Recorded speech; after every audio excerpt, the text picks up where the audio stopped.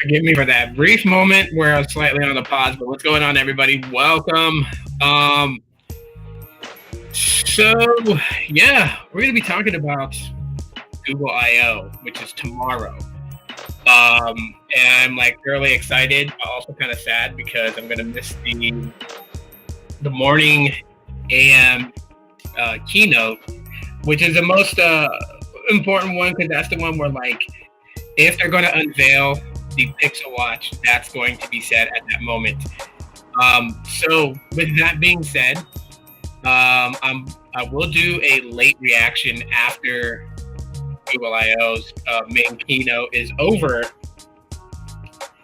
So yeah, I'm going to be avoiding so much news tomorrow. Luckily, tomorrow's a 3-hour shift, so I'm only in office for 3 hours and then I'll be home. But it'll be a little bit of a while just because getting off work and then having to commute like, an hour and a half home on the train. So by the time I get home, I'll get on here and watch it and do a live reaction to I/O.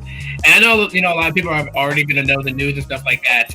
For those who follow on the YouTube side, do not hit me up in the DMs and tell me like, yo, this is what they said. I want to see it with fresh eyes. And it's going to be so hard to do that because I follow so much tech news that it's going to literally just like bombard all my social platforms with the latest stuff. So like, not only will I be at work tomorrow for 3 hours, but for 3 hours while I'm handling cases and stuff like that, at the same time too, I got to avoid my phone. And even on the commute home, I have to avoid my phone. I'm probably just going to pop in my Pixel buds and just listen to music on the train ride home and avoid everything else. So I don't see what people are going to be talking about when it comes to Google I/O. So in this, feel free to just literally throw out there what you think Google I/O is going to discuss. Of course, the obvious is going to be the Pixel 6a. We are expecting that Google is going to announce the next A-series device, the Pixel 6a, and kind of give us a brief introduction of what to expect from this new device. This music is just weird. I don't know if you guys hear it weird, but I'm going to kind of... Usually it resets the song. Just kind of go with something else. Let's pick something different.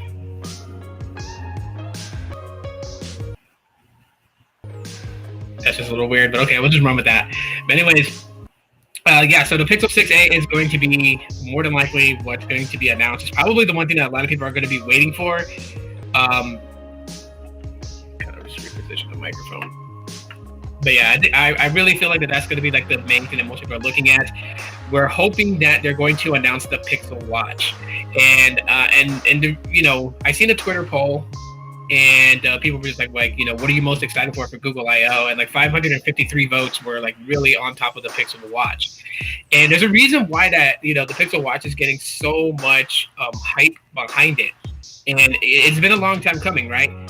On the Apple side and the Apple ecosystem, they've had a satellite hardware to their iPhone, which is the Apple Watch. The Apple Watch has grown over the years, and like a lot of people said, Apple pretty much has the smartwatch game on lock. We've had different companies like Motorola and the Moto 360. We have the Huawei watch. We have the OnePlus watch. We have several different Wear OS watches, which is more on the Android side. Even companies like Fossil, Montblanc, different watch companies have dove into the smartwatch game with using Wear OS with their watches. So, but there's never really been anything on the Pixel side, right? Google Pixel phones is pretty much like, let's just call it for what it is, right? When you look at Apple has the iPhone. You look at Google, they have the Pixel. And so having the Pixel Watch, is something that I feel like a lot of Pixel fans, and of course the Pixel superfan community here on Facebook, they're really excited for that.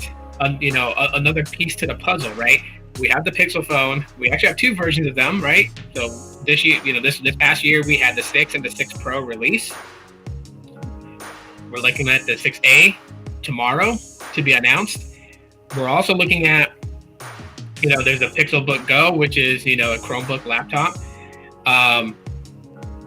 Pixels have been around for a while. Like, if you look back before the Pixel phones even came to an existence, okay, before there was such thing as the Pixel 1, there was the Chromebook Pixel, right? So the name Pixel has been around before there was a Pixel phone, right? So that whole line behind the name Pixel has some weight to it if you didn't know. Of course, I'm a Pixel super fan, so it is my favorite brand to kind of stand behind. I wouldn't say that I'm loyal to it, because when there is some things that Google does that's pretty like what are you doing, Google type thing, I will call them out on it. So I don't sweep stuff under the rug, but for the most part, the best experience I've had on a smartphone has been Google Pixels, and for the foreseeable future, I feel like it's going to be. Like, I've used Samsung before. Samsung is pretty good, especially now when they switched up from TouchWiz to One UI. I think that was a great move. I mean, I do miss the days of TouchWiz, but TouchWiz was just so bogged down and clunky that Samsung always gave me headaches. We don't have LG anymore. LG stopped making phones, so they're not even in the game anymore. Motorola is still heavy based around mid-range. You don't hear too much about Motorola flagship because most of their efforts is done in mid-range, right?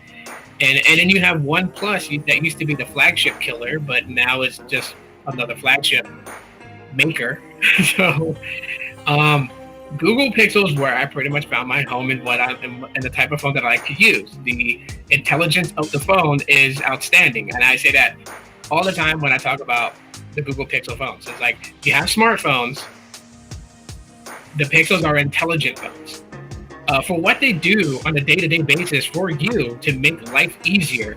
And that is like the entire purpose of why smartphones were even invented in the first place, was, to make life easy for you, right? That was the whole bread and butter of a smartphone, right? Giving you the ability to make phone calls, giving the ability to do text messaging, giving you the ability to browse the internet, giving you the ability to consume media, giving you the ability to make life easier with apps and services that can be found on it. And Google just kind of did that to a different level with the Google Pixel phones. And it's great because other companies see the value in it, and so they do something similar, right? Apple and iOS, and what they try to do is very similar to what Google's doing. And Google has been known to follow in the footsteps of Apple. Let's be serious and real about things. We can't just sugarcoat it, right? Apple does something, Google will do it. Google does something, Apple will do it. All companies are that way. Even Samsung is guilty of that. So, seeing that AI is the specific target point for Google, for them to do the things that our phones, if you have a Pixel phone, you know what I'm talking about, but what it's able to do, right? Right now, currently, one of my favorite features on either one of my Pixel phones that I carry with me on a day-to-day basis is call screening, where if it's an unknown number that's never called my phone number before, my Google Assistant won't answer that call and have that person explain who they are. And while they're talking to my assistant on the actual call, I get a live readout on my display of what that person's saying, so I know who's calling me, and I can choose to answer the call or I can choose to ignore the call. It's really up to and then last year, they brought in Hold for Me, which is even better, right? Because if you have to call one of those companies to talk to customer service and you have to wait on that long hold with that annoying elevator music type stuff, you guys know what I'm talking about. I know, but it's funny because I found out that other companies use that same tone, so it wasn't just Sprint that was using that dun, dun, dun, dun, dun, dun, dun, that tone. Other companies use that one too, and I was like, whoa, that was so annoying. I always got yelled at by Sprint customers for that. So I'm just like, I can only imagine other customer service reps having to deal with that. But anyways, so the Hold for Me feature, basically, instead of you having to sit on that call and wait for a live rep to get on, you turn on Hold for Me. Google Assistant will stay on that call. You can do what you're going to do. And once a live rep gets on the phone call, Google Assistant will tell that rep that you are coming back onto the call, while simultaneously your phone starts alerting you that there's a live person on the call. So you can go back into the call and conduct your business as you need. Those are really cool things that you get with a Google Pixel phone.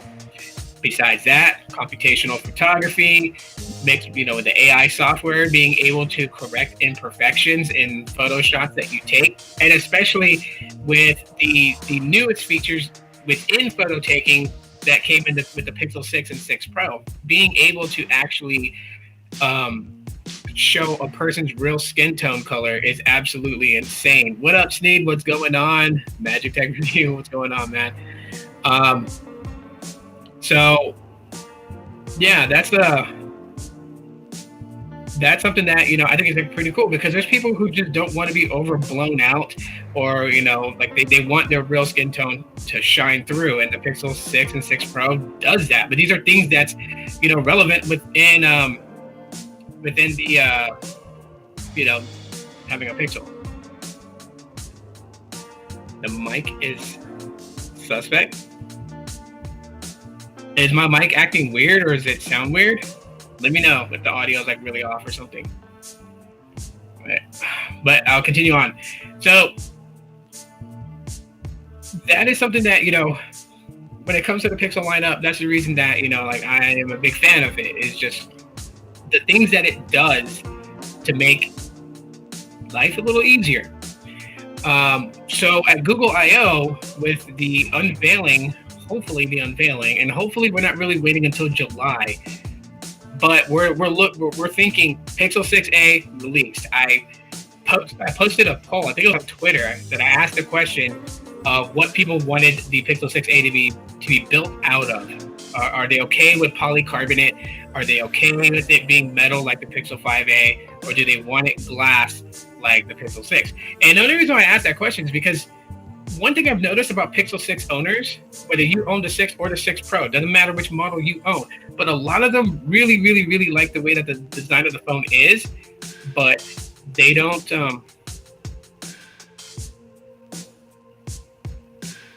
Oh, you know what? Hang on.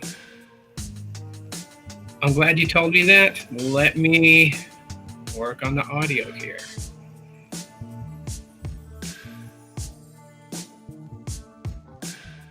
Okay. Because it could have been coming from my headset rather than the microphone, which is weird too, because if it was coming from the microphones on my headset, like I can still hear myself through the mic because the mic obviously is plugged in, but I spur of the moment live stream, so I didn't really set anything up to get ready. I just went in and I totally forgot, because I have a webcam here that I'm using instead of the webcam that's on the Chromebook. I'm using this webcam. All right, yeah, it was coming from this mic. Okay, good. I'm glad you told me about it. So about 14 minutes of audio was coming from this. So if it sounded flat, my bad. But anyways, I asked what people would want the Pixel 6a to be made out of, only because like the Pixel 6 are good looking phones. Some people hate them because of the way that the redesign went, and it's not continuing like the similar look to the iPhone. And hey, to each his own. People are gonna like what they like. But the number one complaint I get about the phone itself is that people have to put it in a case because it's super slippery. They have to put it in a case. They have to put some sort of skin on it, and some people just don't want to rock a skin. Like, I'll grab my Pixel 6 right here. I have it in a Google case for right now, just for the hell of it. Normally, if I'm gonna go like hiking and stuff like that, I have a different case that I put on it, just because it's not very protective on the front, and I don't have a screen protector on this, just because obviously the fingerprint sensor is not that great with it. Galaxy makes a nice looking phone. Yeah, Galaxies do make a nice looking phone. I'll agree with you there on that. But yeah, the only recommendation I can give people, well, I was giving people in the Pixel Superfans page on Facebook, I was telling them just to get a clear case. Get a clear case and you can still rock the look, but have it nice and protected. It was only until like someone actually posted that Slick Wraps actually makes clear skins for the Pixel 6 and 6 Pro. So it is a skin. It's going to protect the back glass, but it'll still show the actual colorway of the Pixel 6 or 6 Pro, whichever one you have, whatever colorway you chose, whether kind of coral, seafoam green, or any of the Pro model colorways. So yeah, you can apply a skin on it. So for me personally, I voted, I would be cool with it being metal, aluminum, whatever they want to use for a body design. But I also am thinking too, I wouldn't be so upset if it was polycarbonate plastic. It wouldn't bother me if that's what the body design is going to be.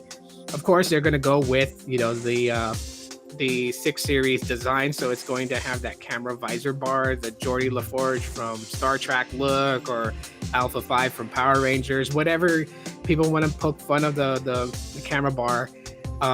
It's going to replicate that. Some people are suspecting it's going to be like the Pixel 5a. I doubt that, just because they've always tried to keep the A series aligned with the Big Brother flagship design, right? So I'm thinking that that's where they're going to go with it. Now, of course, for those who are praying for a Qualcomm chip in the Pixel 6a, I doubt it. I seriously 91% doubt it's going to be a Qualcomm chip. If it is, it was last minute, and you know what? That's good on everybody that wanted one. But for me personally, I feel like that they are going to use the leftover Tensor chip. Right, because they're already developing the Tensor 2. So the the GS0, the GS102, that's in development. Cloud Ripper, just look that up on Google, Google Cloud Ripper, and you'll find out the Tensor chip 2. And maybe you'll find about a little bit of information about what this chip is gonna do that's gonna be much better than the other ones. Than the first gen, not the other ones, the other generation, the first generation. So I figured the leftover chip is going to be used in the Pixel 6a. So I don't see any reason why the 6a would lack in what the 6 and 6 Pro offer than just the basic things, right? Comparing the 6a to the regular 6, of course, it's going to have just a slightly smaller display, 6.2 inches compared to 6.4. And if you're comparing it to the Pro model, obviously it's not going to have the telephoto lens. It's not going to have the 6.8 inch displays on the 6 Pro, or 6.7, one of the two. But it's not going to have that size display. Like I said, the telephoto, it's not going to have the telephoto lens. So, and of course, between the 6 and the 6a, the 6a will continue the Sony IMX363, and I think the Sony IMX355 are the two sensors that it's going to have. So yeah, it's still using the same sensors that's found in the 5a, the 5, the 4a 5G, the 4a, the 4, 4XL, 3, 3a, 3a XL, and 3 and 3XL. Same camera sensor from all those ones. It's going to be in the 6a, which is not bad. 12.2 megapixel. Yeah, it's not the 50 megapixel that we get in the 6 and 6 Pro. And obviously those two sensors are from Samsung.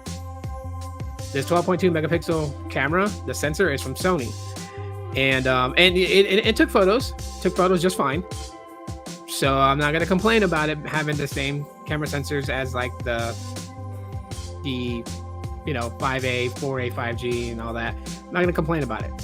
The AI in Google Photos and in the camera software, that kind of it's really handy. It's really handy how when you take a photo with any of the older Pixel phones, and how well the photos come out. I posted a photo the other day on Twitter. I took a photo of the backyard with the Pixel 5a at night, and I thought it came out pretty good. I'm not a professional photographer who has his photos viewed by millions of people in an art gallery. I know that. But I still think the photos that my phones take are pretty dang good. They're really good, in my opinion. They are. So, yeah, I don't see much of an issue with the 6A. I think what I'm really looking for is where they're gonna price this phone at. Is it gonna be $499, about $100 less than the 6? Are they still going to go with that $449 price tag that they did with the 5A? What would shock the hell out of everybody is if they did $399, which was the actual price tag of what they did with the Pixel 3A. That's what I feel like that would actually just shock a lot of people. And fingers crossed that it's going to be that amount.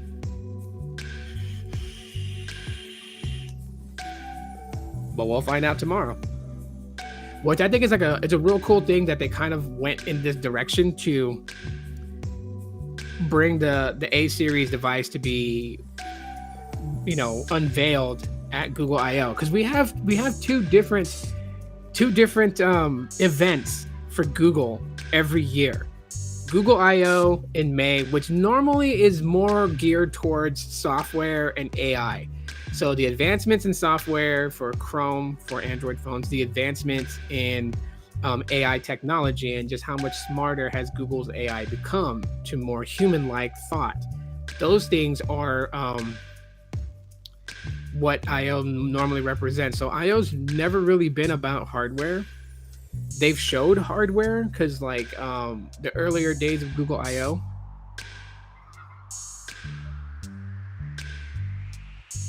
Okay. I think the stream crashed for a little bit. What up, B-Tech Reviews? What's going on, man? Okay. I think the stream crashed for just a little bit. Tomorrow's Google I/O. Well, tomorrow and Thursday, so the 11th and the 12th. But yeah, Google I/O's never really been about hardware. So the rumors for the Pixel 6a are still pretty much the same, right? So it's gonna have the same design as the Pixel 6 and 6 Pro. I think 9 a.m. Pacific time, 1 p.m. East Coast time. So you're in Texas, you're about an hour ahead of me, so I'm thinking 10 a.m. your time, something like that. So if you go to their YouTube channel, they should have a countdown timer. And then I work too, man. I'm gonna be at work for 3 hours when that happens. So my reaction to Google I/O 2022 is not gonna be live. I'm gonna do a live stream and react to it, but it's not gonna be live as it's going down. I'm gonna be replaying it and watching it, so I have to avoid everybody's tweet, avoid everybody's Facebook post about it, just so I can watch this with fresh eyes. Yeah, I don't know. Maybe I can talk to, I don't know, because it's a short day tomorrow. I got cases that I got to work. But I may be able to pull it off. I don't know if they'll let me watch it. But then again, I got work to do, so it's it's going to take away from the workload. So they probably won't. I'll probably just be respectful about it and just stay off social media and wait till I get home. So it'll be an afternoon live stream where I'm going to react to it. Of course, I know people are going to come in the chat and start throwing out everything that they've known that they've heard about Google I/O, and so I expect that. But yeah, everything with the Pixel 6a, pretty much the rumors stand. So it's still going to have the same camera sensors as the 5a, the 5, the 4a, 5G, and all the older ones. Still going to have the same camera sensors, but the design is going to be of the Pixel 6. And then on top of that, still using the Tensor chip as the processor chip in the Pixel 6a, so they're not going to go Qualcomm with it. 6.2-inch display. Guesstimating anywhere, I would say probably a 4150 to 4500 milliamp hour battery, so not too off from the Pixel 6. And I'm not sure about build quality. I doubt it's going to be glass. I don't see them stepping up the A series to glass. If anything, I'm thinking it's going to be aluminum, like the Pixel 5a, that type of build quality. But it could shock us and go polycarbonate, which I'm okay with it. My main thing with the 6a that I'm more concerned about is the price tag, because that's been the A series main targeted point, right?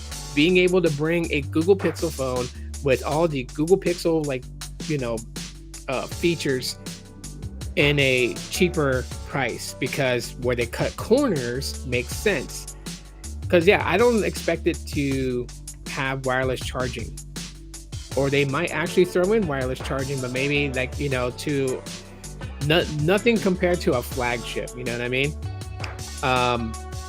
I'm hoping they still maintain IP67 or even IP68 water and dust resistance. I'm hoping that they still keep that, because the 5A has that, and I would think it would be so ass backwards for Google to not make it water and dust resistance, being a newer model over the 5A. I don't care if they go back to polycarbonate; they can still make a water resistance, and that's the thing too. If people are like, if it's polycarbonate, it's not going to be water resistant. It can. Has many people forgotten about the Kyocera devices that were plastic, like, you know, the Kyocera Hydro, the any of those devices, they were polycarbonate built. They were not glass built. They were not metal built. They were polycarbonate, and they were waterproof or water resistant. That would be interesting if they keep the water resistance. I would say they should, only, you know, because they did it with the 5A, right? They made the Pixel 5A, water and dust resistance, metal build for the body, bigger display, insanely great battery, water and dust resistance. The other thing that the 5A doesn't have is wireless charging. So that's where, like, if you wanted wireless charging, you would go with the flagship Pixel 5. Or if, you know, later on in the year, the release of the 5A, you would go with the Pixel 6 or 6 Pro. So, I mean, with that, I'm hoping that we're right here with the features that the 5A has, slightly above it. I'm not asking for leaps and bounds, but what I am asking for is that they don't skimp out. They don't take away the water and dust resistance. They don't take away none of that stuff, because that's what makes the A series so great. And if they fumble that, they botched the whole launch of the 6A, I swear every techie out there is going to take to the internet to just full on bitch and complain, and that's going to be very sad. So yeah, I figured none of the A series phones will have wireless charging. I don't think right now. Maybe the 6A could be the first to bring wireless charging to the A series, or if not, the Pixel 7A will. As these things become normalcies, right? You got to look at like the growth of mid-range devices versus flagship devices. And when mid-range devices start to get things that the flagship ones are starting to get, it's only because that there are enough flagships that it's become normalcies for flagships. So to kind of make that sale is to add a flagship feature into a mid-range, right? Like most mid-rangers today do have in-display fingerprint sensors, and the Pixel 6A is looking to have that, which I know people are not happy about, because it's the same type of in-display fingerprint sensor as the 6 and 6 Pro, which is optical. And so it's not as fast as people wanted it to be, like, say, such as on the Galaxy S22s. Those are faster, but they use a different type of biometric sensor under the display. And yeah, it's not optical.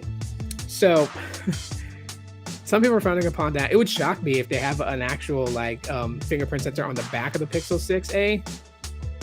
But then it would be kind of weird though, because it would be in the back where it's already kind of like, you know, that's where the camera bar is at with the new design of Google Pixels. So it would just seem so weird to like have like a button there. And of course, you know, for it to like naturally be where your finger's at, it would have to be just below the camera bar. Unless they make the camera bar like super skinny. And if they do that, I think that would just be absolutely weird. Like for me, for the dynamics of the build of the device, for it to look pleasing to the eye, at least in my opinion, that camera bar needs to be the same size as it is on the Pixel 6 and the 6 Pro. Granted, it's not having the 50 megapixel Samsung sensor in it. It's doing the 12.2 megapixel main camera sensor, but they can still make that bar, you know, the width. They can make it, I mean, if they make it skinnier, it's just gonna be weird. But yeah, and then also at Google I/O, possibly we may see the actual Pixel Watch. But like I said, Google I/O has never really been about hardware. It's been more geared towards software. Like in previous years of Google I/O, yeah, they've had hardware there because they've invited every other manufacturing company to come and show off their hardware. So HTC was there to show off, any of the HTC devices they have coming down the line. And you would have, Motorola there, you would have LG there, you would have, the year that Chris Chavez went to Google I/O, I think it was Google I/O 2012. When he went to Google I/O 2012, or was it 2011? One of the two. They had an entire wall with every type of Android device there was. So you had all the older ones like the G1, the Moto Droid, the HTC Desire, the HTC Evo, you had the Samsung Galaxy, you had they were all there, the Nexus 1, and then you also saw future ones like the HTC Pyramid, you saw the Sony Xperia Mini, the Sony Xperia Mini Pro, which both had both were like a very small design, but the Pro had the slide out QWERTY keyboard.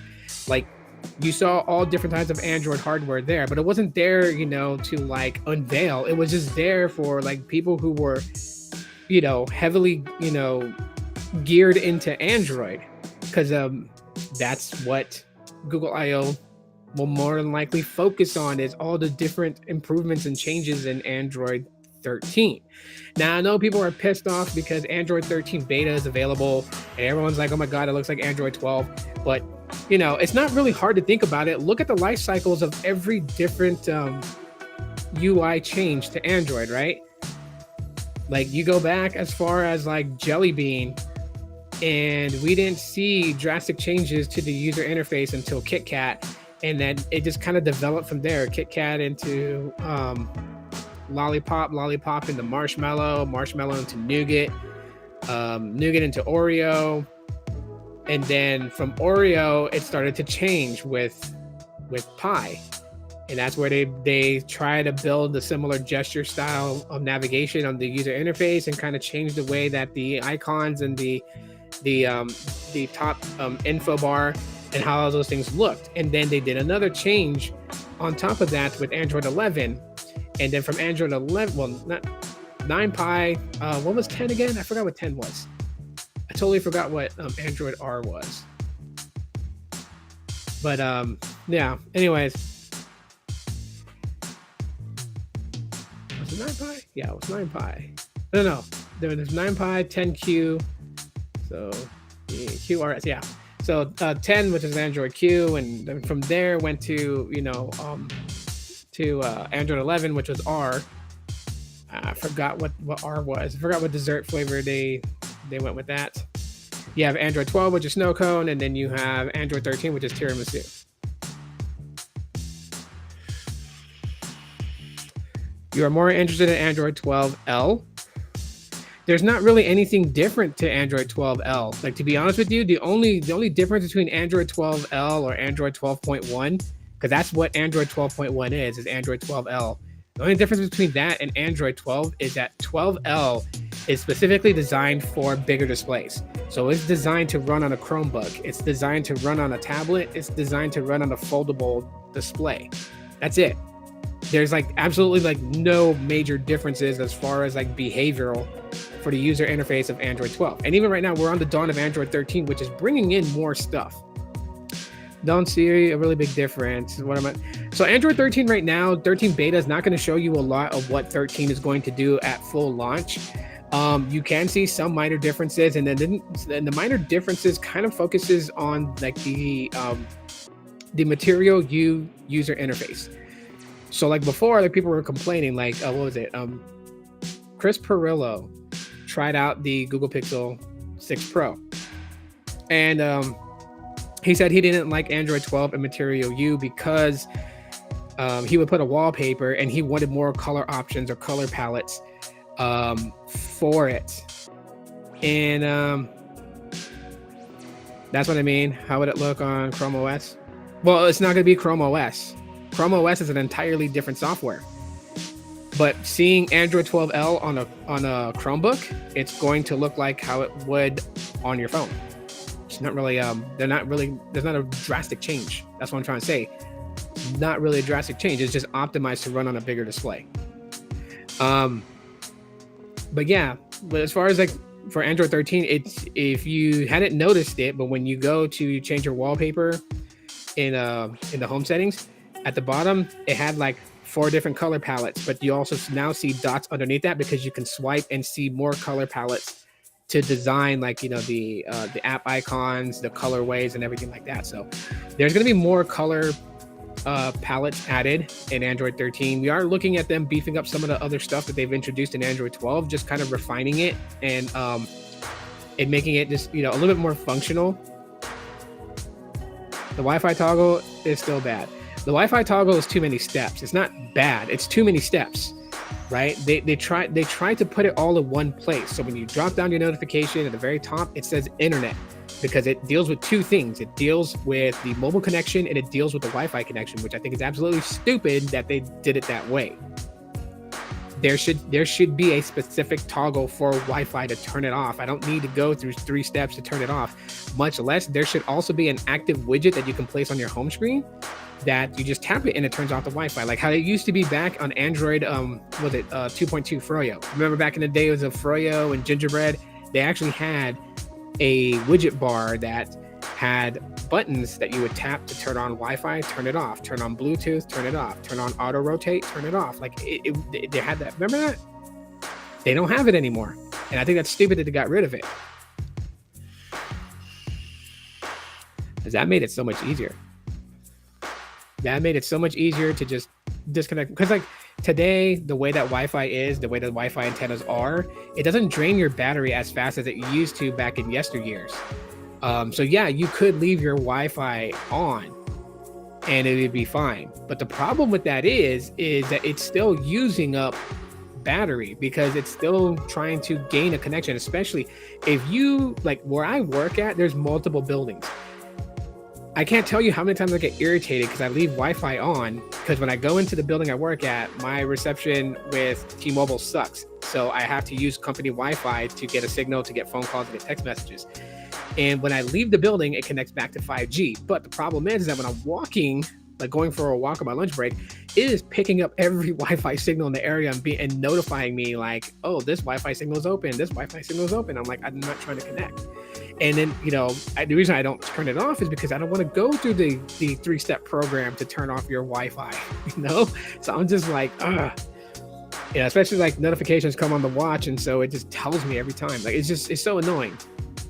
But yeah, I miss those days too. I miss when they had, I think it's called a utility widget is what it was. The Android utility widget, which had Wi-Fi, Bluetooth, auto rotate, and I think it had some other ones too. Airplane mode, I think was one of them too. Google, hear me out, man. Implement that in like Android 14. Bring back the utility widget bar. I would so totally love that. But yeah, I think, you know, there's improvements in AI, because AI is behind Android 13. And it's going to be more noticeable for Pixel phones, because Pixels utilize AI software, you know, with Google Assistant and everything like that. So we're just going to see minor improvements. We're not seeing an entire user interface facelift. I don't think, for me, prediction wise, because Google has really emphasized Android 12 and Material UI, I honestly don't think we're going to see a user interface change until maybe Android 16 or Android 17. I just think that from this point forward, they're going to build on top Material UI. Oh God, they could have picked a so much better name for it. It's so annoying to have to keep saying that, because you think about it, right? Like Jelly Bean, Android really liked Jelly Bean, right? As a matter of fact, they kind of like Ice Cream Sandwich. Ice Cream Sandwich kind of played on top of, well, Jelly Bean played on top of Ice Cream Sandwich. Ice Cream Sandwich is more of that blue hollow color with, you know, dark black mode, and Jelly Bean just kind of played on that, but kind of switched it up from blue into like a light whitish gray. But nonetheless, I mean, they really liked it. I mean, look at every version of Jelly Bean, right? I think it was like what? It was like 4.0.4 was Ice Cream Sandwich, 4.1 was Jelly Bean, 4.1.2 was Jelly Bean, 4.2 was Jelly Bean, 4.2.1, 4.2.2, 4.2.3, and then it went to 4.3. That was Jelly Bean, and then 4.4 was Kit Kat. I used to love my Android phones. Okay. I used to love my Android phones. Then got my first iPhone and never went back. Some intriguing things these days, but not enough to pull me out of the ecosystem. And you know what? That's totally fine.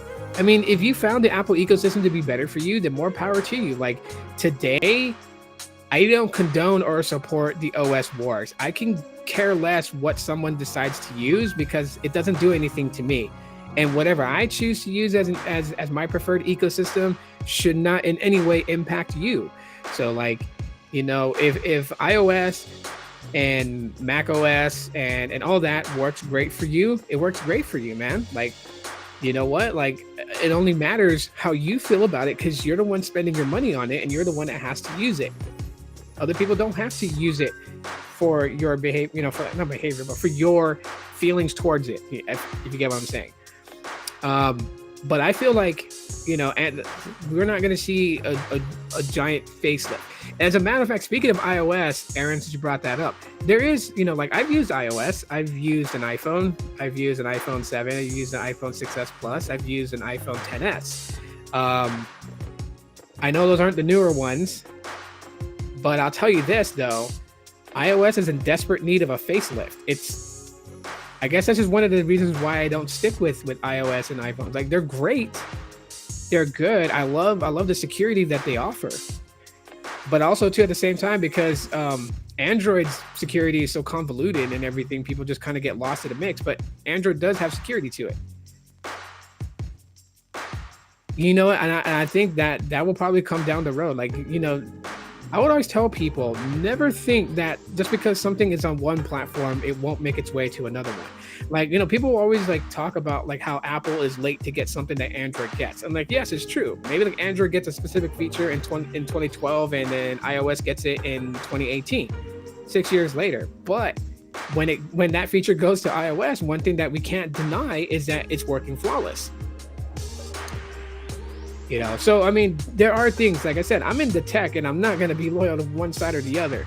I recognize what I recognize and I will speak what I speak. But anyways, you know, back to Android 13, I don't see it being a drastic change as far as the user interface. I see it still being the way it is, and that just totally sucks. There are widgets that you can download from the Google Play Store that will disable and enable your Wi-Fi. You know, of course, it's downloading another app. But with today having 128 gigs being the base model for storage capacity for smartphones on the Android side, and being able to get like 256, 512 capacity, you know, downloading an app that's like 1.3 megabytes is not really going to kill your storage. And you'll be able to use the Wi-Fi toggle on and off and just set in for that type thing. There's even an app I think that when you leave a specific network, it will auto disconnect your Wi-Fi. Like it will turn it off for you, which is kind of neat. But like a lot of the stuff, if you remember last year when Android 12 was talked about and they were introducing the new facelift for the user interface, and they were showing all these different wallpapers and how the apps and everything just kind of like went along with the color scheme. That is a representation of what we're getting in Android 13. We got barely basics of that in Android 12. And I've told people that I felt like Android 12 is half-baked. And I still believe till today, Android 12 is half-baked. I mean, look how insanely crazy it is, right? You had Android 12 beta, you had the launch of Android 12. Then Android 12L came into the picture, and you had that in beta. And just recently, that launched like fully. But Android 12L was tested amongst Pixel phones, right? Because I have a Pixelbook Go. And when you go to the website, which is g.co/Android beta, it gives you a list of all devices that should work on the beta software. And my Pixelbook Go was never named as a device that could use Android 12L beta. But it's supposed to be for the Pixelbook Go. It's supposed to, they're trying to unify the operating system. Like if you buy a Chromebook today, it is it is compatible with downloading apps from the Google Play stores because they are slowly kind of pushing it in. If anyone remembers Project Fuchsia, which was supposed to be like the new operating system that Google is working heavily on, and that it was ditching Linux and going for like, what was it, the Zircon kernel. It was going with a much faster kernel, that because Google felt like Linux was pretty outdated, right? Because that, if anyone doesn't know, that's what Android is based off of. Android is based off of Linux. They were wanting to go build an entirely new software, and so that was going to be Fuchsia. And Fuchsia, they alpha tested it. Well, they tested the alpha version of it on a Chromebook. Of course, I didn't like the way that looked. It just looks so weird the way that they had the user interface for Fuchsia. And I don't even know if Fuchsia is still a thing. I haven't heard anything new about Project Fuchsia at all. I remember buying the first 4G phone. I think it was a HTC Evo through Sprint, $199. Yeah, those were the days. I remember seeing the HTC Evo because a friend of mine got it. I think it was like a week after it launched. And here I am using I think at the time I was using a Samsung Intercept. So that's like a 3.1 inch display with a few buttons underneath it. And then you slide out for the QWERTY keyboard. And I also had the LG Optimus Slide. So those were, the screen displays were like, 3 inches, 3.1 to 3.2 inches, right? And then my friend gets the HTC Evo, and that thing just looked massive. Like if you were to buy an HTC Evo today and like put it side by side with a Pixel 6, of course the display just totally dominates on screen size. But then but back then the Evo's display was huge. So I think out of the Evo lineup, I really, really, really, really, really missed the Evo 3D, aka the Evo V4G on Virgin Mobile. What up, Latrell? What's going on? What are you in here calling people loser for, man? Like, are you having a bad day? Is it because you have to drive the Corolla?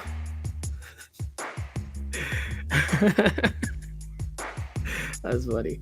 But yeah, I missed the days of those. I mean, those days, it was really fun when it came to smartphones because like a lot of different companies were thinking outside of the box, right? You had you guys remember the Kyocera Echo, which was a phone that folded open into a mini tablet. It wasn't technically foldable technology in that sense, like a foldable display, but it was foldable technology. Your Corolla broke down again. That's why you got to get the extended warranty.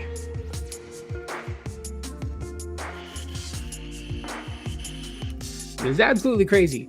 Back then, the way phones were, and even iPhones, right? Even iPhones were just like thinking outside the box. Like the iPhone 4S, probably people's favorite phones. The boxier design, the small form factor in the hand, able to go across the screen with your thumb.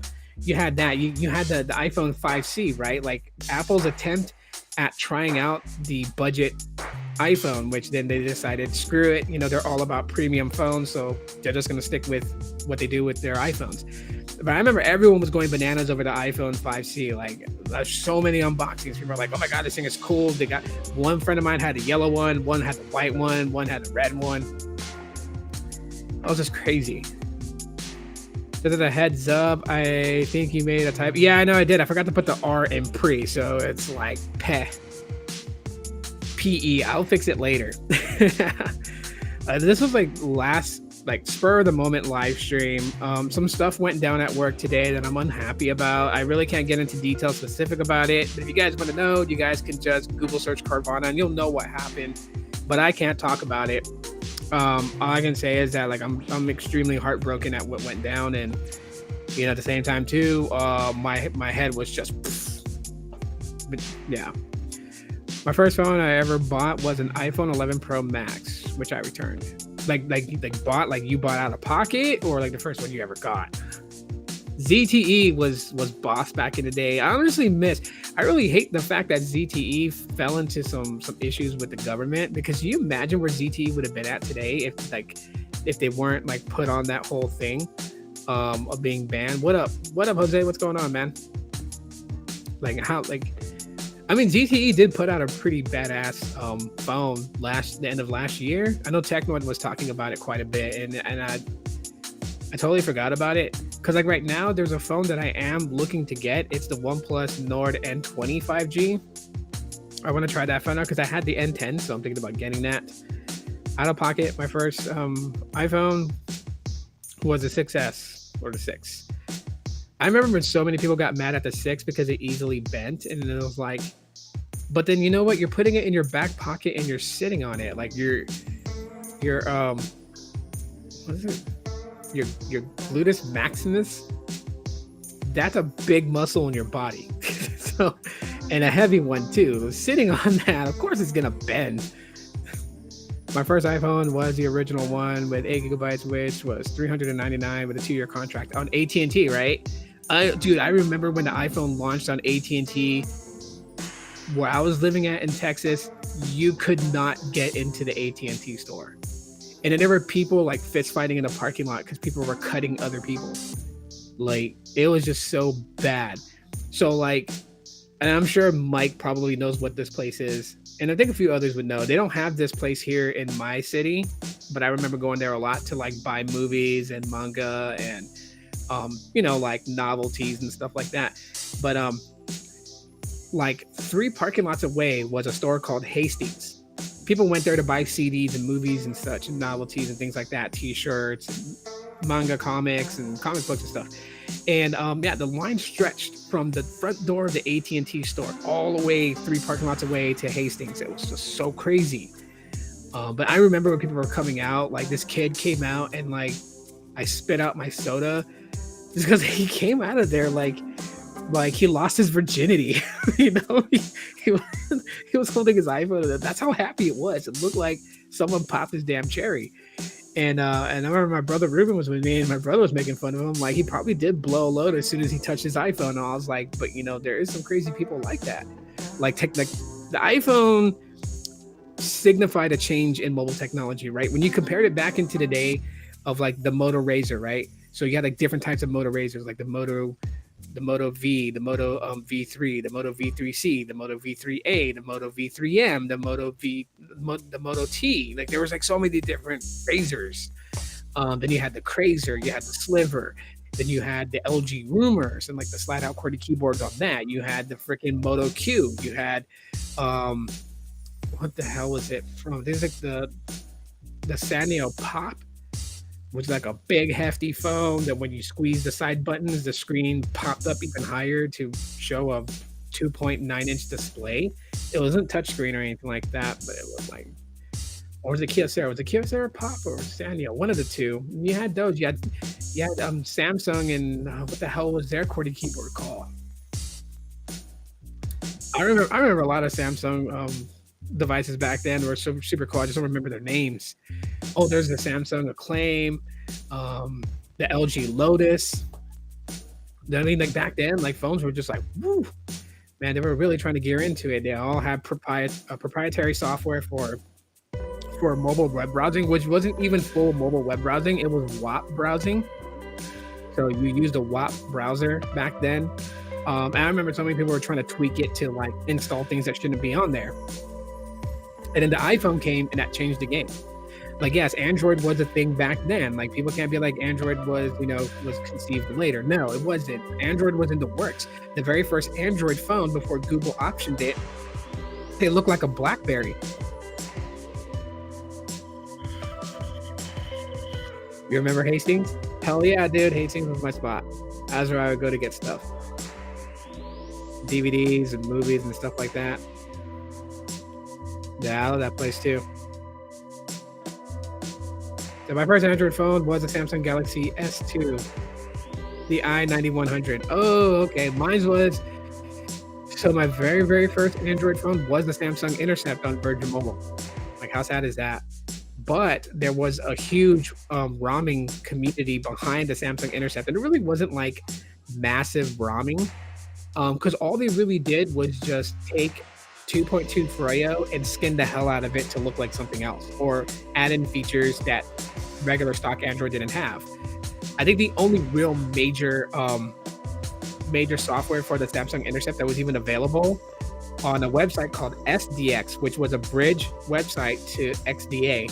But SDX website, which is specifically for Samsungs, and the Intercept had CM6, which was Cyanogen Mod 6, and then they had Cyanogen Mod 7. And Cyanogen Mod 7 had basic functionality, but cameras didn't work. So cameras weren't stable. You couldn't take pictures with the camera. That was pretty sad. But CM6 worked, which is Cyanogen Mod based on Froyo. So, and then from there, I got the Galaxy S2 Epic 4G Touch, which I flash burned it. Like anyone that's in the ROMing community, if you were to tell people like you could never burn out a device from flashing too much custom ROMs onto it, I'm here to tell you you're wrong, and you can. I flash burned the Galaxy S2 Epic 4G Touch because I was literally flashing custom ROMs 5 times a day. Like I would pick like CM10 or CM10.1, and I'm like, I'm good with this. And then Dirty Unicorns had a similar ROM based off the same version of Android, but just with more features. I would flash Dirty Unicorns, I would flash Jelly Bam, I would flash what is it? There was a custom ROM called Quattro version 1. I was flashing ROMs like 5 times a day. Like, trust me, people hated me because if we were to go somewhere, I would have to tell them to hold on because I would have to like re-log into every app that I had because I flashed a custom ROM on that phone. And 3G back then wasn't going to let you download a host of applications quickly like you could with LTE today. So many of your coworkers had the Intercept. Yeah, I still think, what was it? So the Intercept was a second version to another one that Sprint had. That my sister had that phone. I figured that one was better than the Intercept. The Intercept was supposed to be like an upgrade. Oh, the Samsung Moment. The Samsung Moment had a slide-out QWERTY keyboard. It was Android also, but the Intercept was supposed to be like an upgrade from that. But the Samsung Moment has much better feel to it, in my opinion. There was the Evo 3D. That was pretty cool.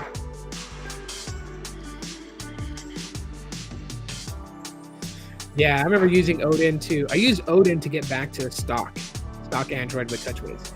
I think on the Epic 4G Touch, my favorite ROM, and it's kind of funny, I think it was based on the i9100 Galaxy S2. It was called Show Stock ROM, and it was based off the S2 AT&T model. And that ROM was just badass. It was TouchWiz, so it wasn't stock Android. But like, how like the Galaxy Note 5 had like that bar, that Samsung bar that would come out if you swipe from the corner. The Show Stock ROM, which is what the name of the ROM was, that had that feature in there. It had a lot of things implemented from the Galaxy S4 into the S2 Epic 4G Touch, but it also had that slide out bar which you could customize and put specific apps on it. So instead of swiping up from your app drawer or accessing your app drawer, you would just swipe to the left or swipe to the right, and it would have the list of apps you normally use always. So it was pretty cool. It was pretty interesting. But yeah, those were the days, man. Those were the days. Like, we really went from Google I/O all the way into just like reminiscing on older phones, which I don't mind doing that. I think one, what was it? I know. I was super nerdy and super geeky when I got the Kyocera Hydro. I think that's what it was. The Kyocera Hydro Icon is what Boost Mobile had. I forgot what. Mike, you had the Virgin Mobile version. What was the name of the Hydro on Virgin Mobile? Because I know the Icon was Boost Mobile's one, and it was supposed to be equivalent to the one that Virgin Mobile got. But the Icon looked more military grade, and the one that Virgin Mobile had looked more sleek and like, not, I don't know, I'm gonna say designish, but it didn't look like it was made to go to war with.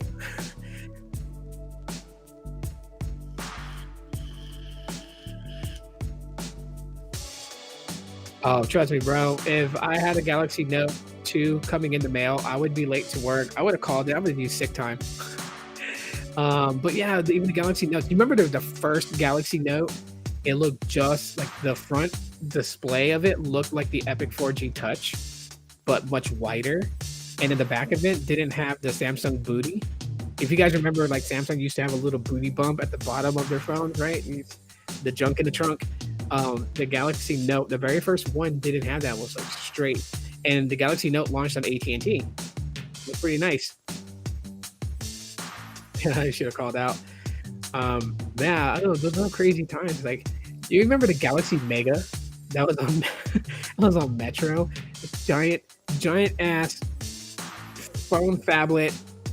Looked like you could literally go snowboarding with it. It was huge at the time. 6.3 was huge, but then again, we didn't have bezel-less displays. We had bezels on top and bottom. So 6.3 and add the bezels onto the top of that. That was like what, 6.5, 6.7. It was huge, but it wasn't huge like top to bottom. It was huge in width. I remember I went to a Metro store and I looked at it, and it was like, it felt like using my Nexus 7 2013 tablet. That's how wide the damn thing was.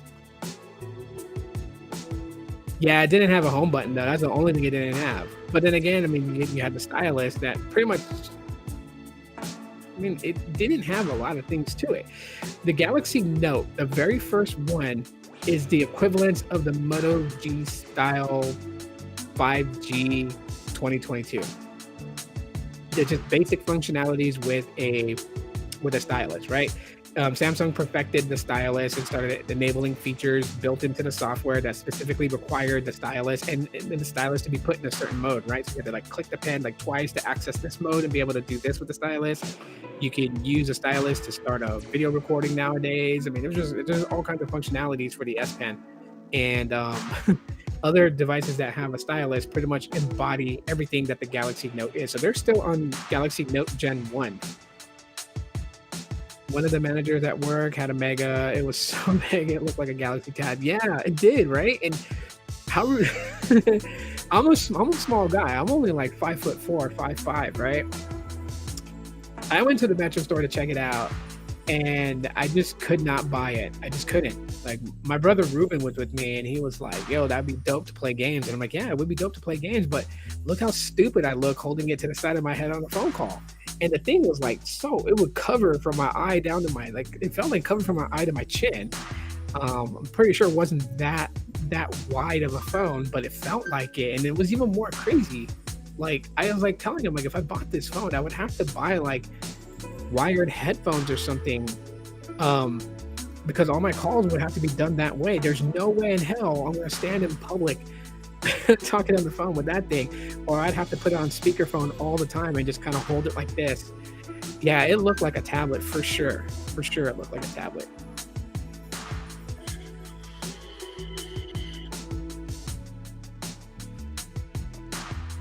Absolutely crazy.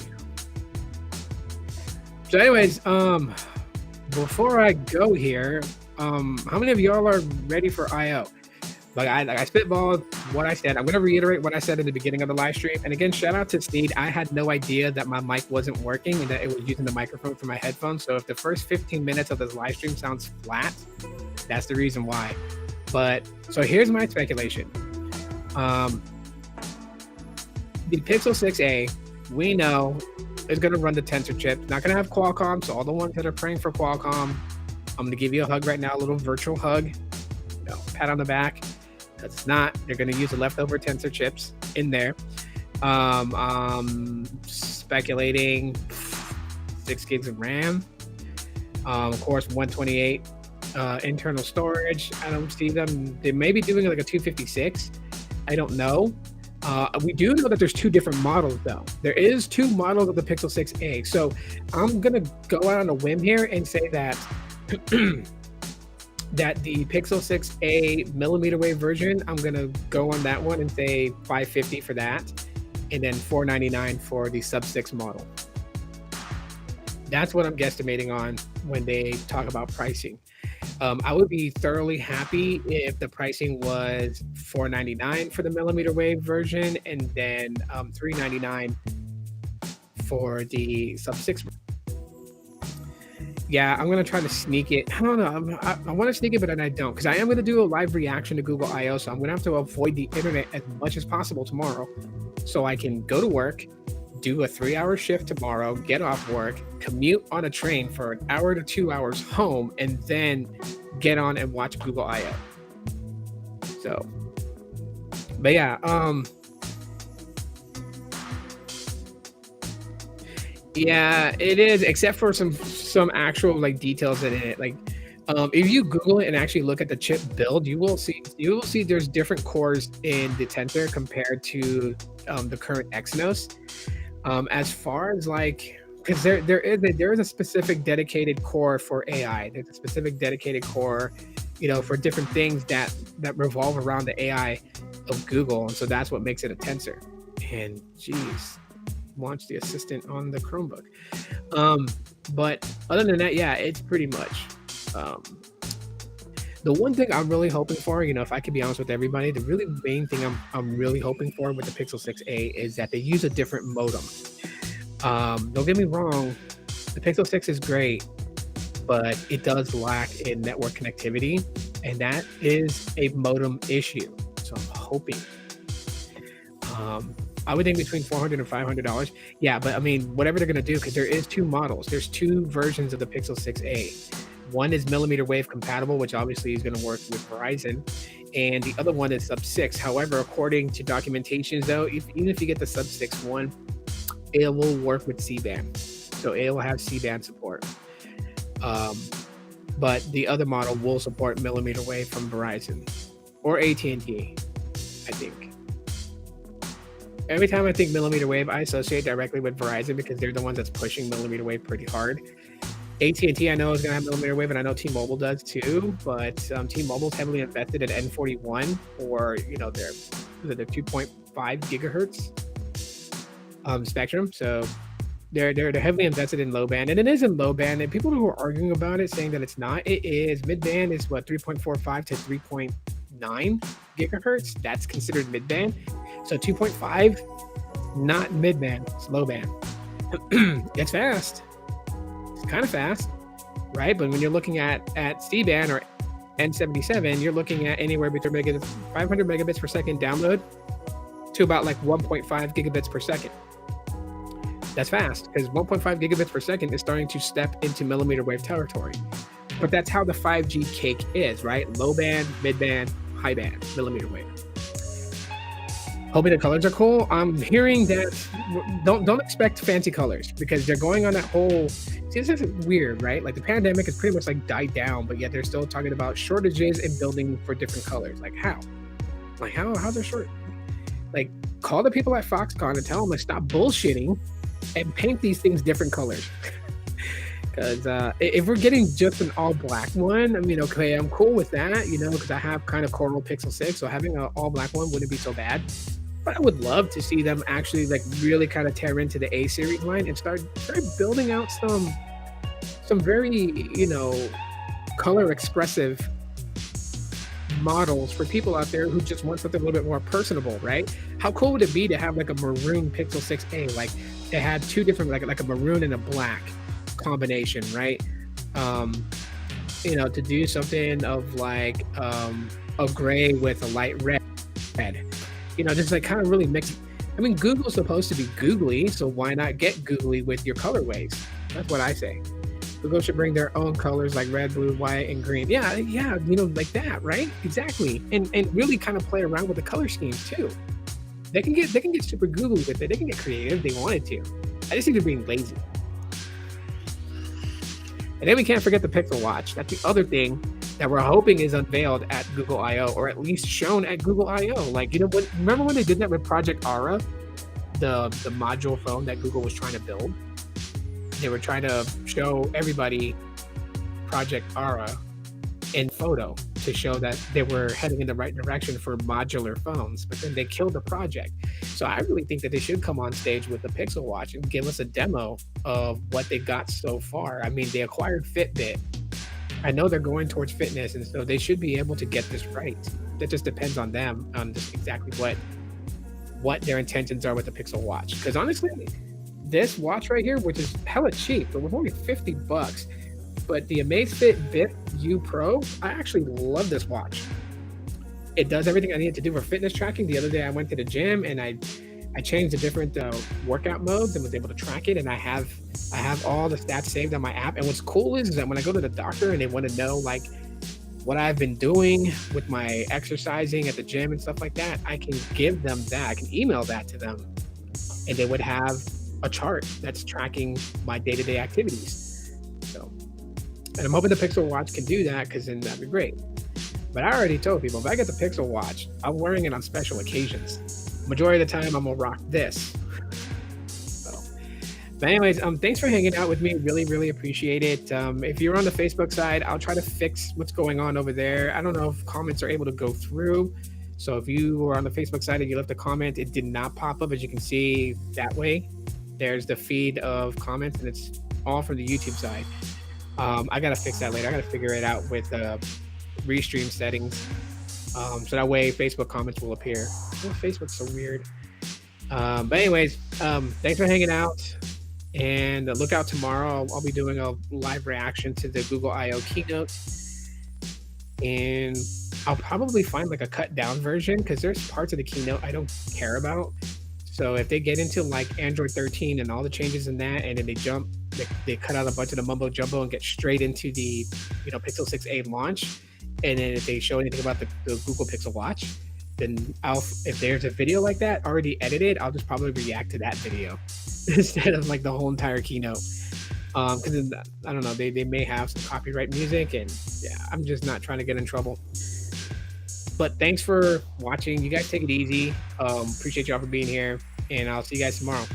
And if you guys again want to know why I had such a shitty day, just Google Carvana, and it's all over the news what happened, and then you guys will know why I'm pretty upset and why I'm sad. Yeah, I just can't go into depth and talk about it. Great. Peace.